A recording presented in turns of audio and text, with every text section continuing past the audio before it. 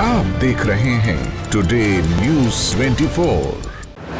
लालू की बात काटकर कांग्रेस में जाकर फंस गए पप्पू यादव। पूर्णिया से आरजेडी की बीमा भारती ही लड़ेंगी चुनाव। नमस्कार, मैं हूं आपके साथ हिना और आप देख रहे हैं टुडे न्यूज़ 24। हर खबर आप। कई दिनों के मंथन और जद्दोजहद के बाद लोकसभा चुनाव 2024 के लिए महागठबंधन के साथी दलों के बीच सीटों का बंटवारा फाइनल हो गया है। राजद नेता अब्दुल बारी सिद्दीकी ने अन्य सभी दलों के नेताओं की मौजूदगी में इसकी जानकारी दी। तय फॉर्मूले के मुताबिक आरजेडी 26 सीटों पर चुनाव लड़ेगी, वहीं कांग्रेस के हिस्से में 9 लोकसभा सीटें दी गई हैं। लालू प्रसाद यादव ने वाम दलों को 5 सीटों पर एडजस्ट किया है।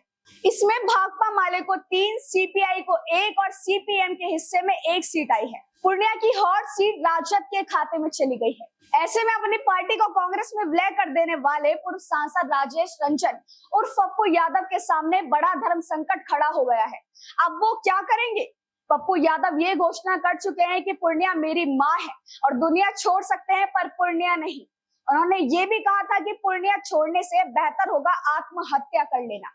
कांग्रेस में विलय से पूर्व लालू प्रसाद यादव ने पप्पू यादव से कहा था कि अपनी पार्टी जेएपी का विलय आरजेडी में कर ले और मधेपुरा से लोकसभा का चुनाव लड़े।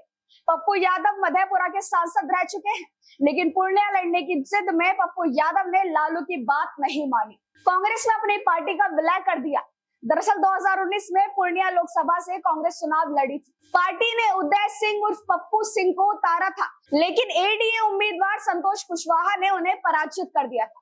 इसी सीट पर लड़ने के लिए पप्पू यादव ने अपनी पार्टी जेएपी का कांग्रेस में विलय कर दिया, लेकिन टिकट बंटवारे की तस्वीर फाइनल होने के बाद उन्हें निराशा हाथ लगी। यहाँ से राजद की उम्मीदवार बीमा भारती ही चुनाव लड़ेंगी।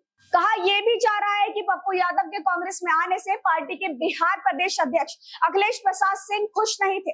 उन्होंने कहा था कि विलय की कोई जानकारी उन्हें नहीं थी। अखिलेश सिंह लालू यादव के करीबी हैं। लालू ने ही अखिलेश सिंह को केंद्र में मंत्री बनाया था। पिछले दिनों अखिलेश सिंह ने पार्टी कार्यालय में लालू यादव को बुलाकर एक कार्यक्रम के दौरान सम्मानित किया था। इस बीच पप्पू यादव ने कहा कि मेरी जिम्मेदारी मल्लिकार्जुन खड़गे, सोनिया गांधी, राहुल गांधी और प्रियंका गांधी तय करेंगे। बीमा भारती के लिए चुनाव प्रसार नहीं करेंगे।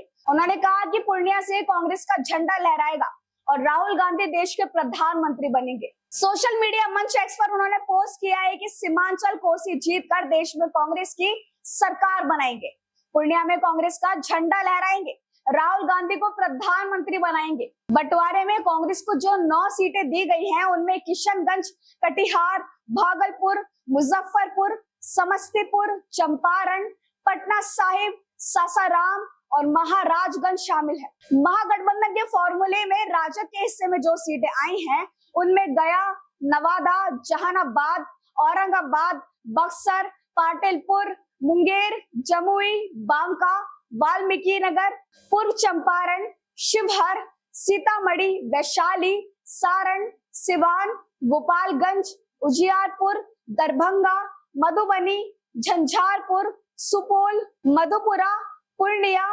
अररिया और हाजीपुर शामिल है। वाम दलों में भाकपा माले को आरा, काराकाट और नालंदा दी गई है। सीपीआई को बेगूसराय और सीपीएम को खड़गिया से चुनाव लड़ना तय किया गया है। अब सभी दल अपने अपने उम्मीदवारों के नामों की घोषणा करेंगे। तो पप्पू यादव के दल बदलने पर आपकी क्या राय है, हमें कमेंट करके जरूर बताइएगा। और ऐसी राजनीतिक खबरें जानने के लिए हमारे चैनल टुडे न्यूज़ 24 को सब्सक्राइब करें और लाइक करना बिल्कुल ना भूलें।